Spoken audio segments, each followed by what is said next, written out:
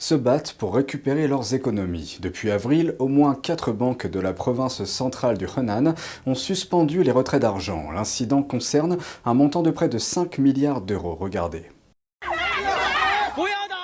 Ces derniers jours, une centaine de personnes sont descendues dans la rue pour protester dans la province chinoise du Henan. Elles se sont rassemblées devant le bureau de la commission de réglementation des banques et des assurances de la province, malgré des températures grimpant jusqu'à 40 degrés. Le problème, les banques de la région ne permettent pas aux clients de retirer leur propre argent. Aujourd'hui, les manifestants réclament leur argent et une rencontre avec le responsable de la commission de réglementation des banques et des assurances. Une bannière de protestation adressée à la banque disait, je cite, « Rendez-moi mes économies ». Mais les efforts des manifestants n'ont pas eu l'effet escompté. Lundi, certains d'entre eux ont été forcés de monter dans des autocars de police et placés en détention. Certains auraient également été battus par la police, y compris des femmes.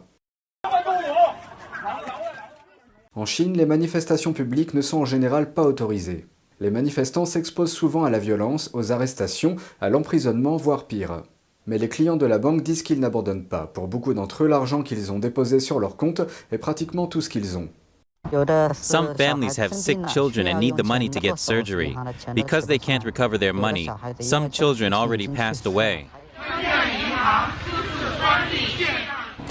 A lot of tragedies like this will happen. If we can't get our money back, we don't know how we'll survive. Les médias chinois ont rapporté que beaucoup des personnes touchées avaient déposé de l'argent dans des banques par le biais d'un système en ligne. Mais ce système est contrôlé par une société faisant l'objet d'une enquête pour fraude.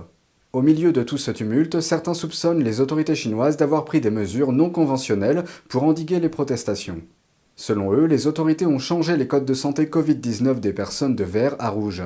Ces codes font partie du système chinois de traçage des contacts.